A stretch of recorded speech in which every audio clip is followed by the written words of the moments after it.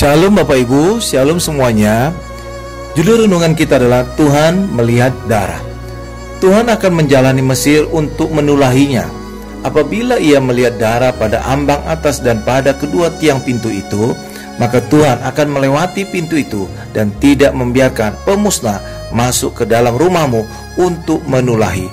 Keluaran 12 ayat 23. Mengapa bangsa Israel bebas dari kematian anak sulung? Apakah karena mereka baik? Apakah karena mereka punya nama baik? Tidak. Rahasianya ada pada darah. Ayat itu berkata, kalau Tuhan melihat darah pada pintu rumah, bukan kalau di dalam rumah ada orang baik. Darah di ambang pintu itu membuat pola salib.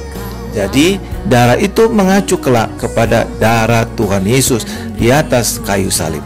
Jadi Allah tidak melihat kepada Anda, tetapi melihat kepada darah domba Paskah atau kepada darah Tuhan Yesus.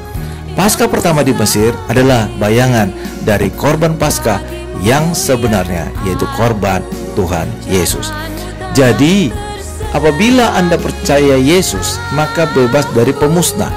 Apabila ada darah dalam hidup kita, maka kita bebas dari kutuk. Apabila ada darah di dalam hidup kita, maka kita bebas dari kematian kekal.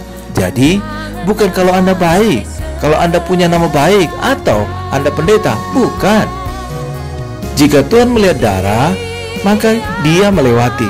Passover terjadi, pemusnah itu lewat. Jadi anak sulung Israel tidak mati bukan karena bangsa Israel baik sehingga mereka layak selamat, tetapi karena pembenaran Allah yang Allah beri karena korban anak domba telah dibayar orang Israel. Bukti pembayaran itu adalah tanda darah di ambang pintu.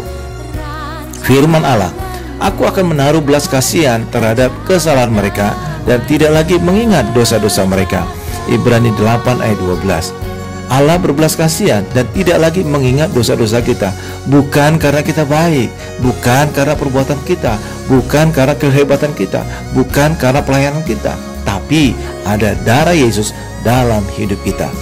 Mengapa melalui darah Yesus? Karena lewat darah Yesus, Yesus menanggung semua dosa kita dan menjalani hukuman dosa kita dengan mati di kayu salib.